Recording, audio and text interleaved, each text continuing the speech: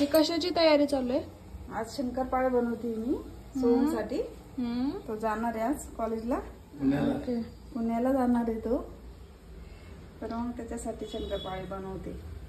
मैदा घेतलाय 1.5 किलो आणि त्याच्यामध्ये असं गरम करायचं.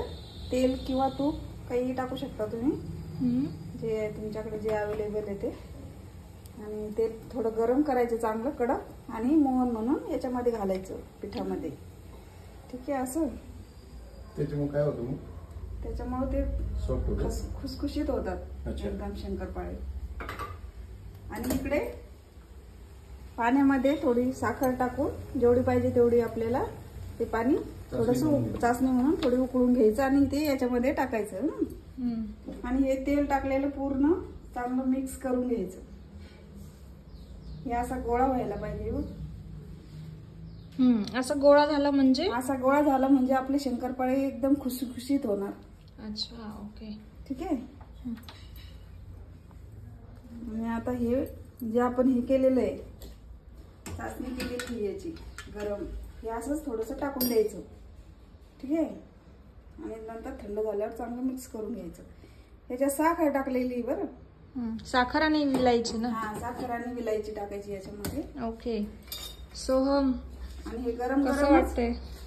गरम गरमच थोडंसं भिजून घ्यायचं चांगलं. डायरेक्ट हात नका टाकू, गरम आहे.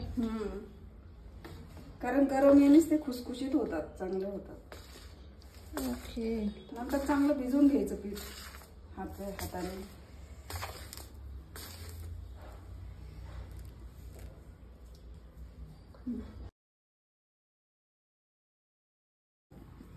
हे असं जाड जाड थोडं लाटून घ्यायचं. जाड असल्यावर खुसखुशीत होतात. जास्त पतलं झालं की ते कडक होतील, त्याच्यामुळं असे जाड जाड थोडे साईज, अशी साईज पाहिजे. नंतर फुगून अजून मोठी होती ती साईज. आणि जाड असेल तर खुसखुशीत जास्त होतात. असं थोडं जाडच ठेवायचं. असं छान तुम्हाला जो आकार पाहिजे त्या आकारात कट करून घ्या.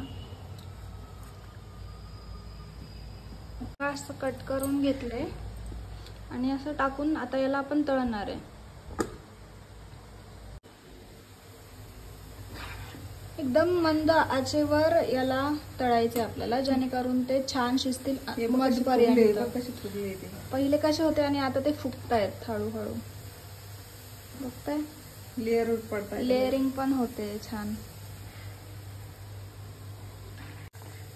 बघा एकदम छान झालेत.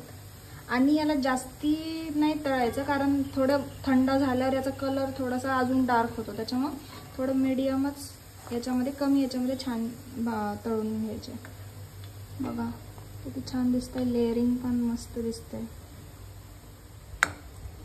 ओके. सो शंकरपाळे आपले रेडी आहेत. आता मी तुम्हाला टेस्ट करून सांगते की हे कसे झालेत. ठीक आहे. पहिले तर मी सांगते की आपण जसं म्हटलं होतं ना की याला जरा जाड जाड ठेवायचं तर खुसखुशीत होतात, तर हे खरंच खूप खुसखुशीत झालेत. मी तुम्हाला आवाज पण येईल है ना. खूप खुसखुशीत झालेत, नरम पण आहेत. आपण गरम पाणी आणि मोहन टाकलं होतं तेलाचं, त्याच्यामुळे हा इफेक्ट याच्यावर आहे. ठीक आहे. खूप छान लागतंय. गोड पण परफेक्ट झालंय. म्हणजे जास्त गोड, आजकाल जास्ती गोड कोणाला आवडत नाही, त्याच्यामुळे थोडंसं कमी गोड आणि एकदम मस्त झालंय. लेअरिंग खूप छान झालं. काय म्हणते, हां हे बघा, लेअरिंग खूप छान झालंय, एकदम मस्त. And don't forget to like our channel, subscribe करा, लाईक करा आणि नक्की शेअर करा. थँक्यू.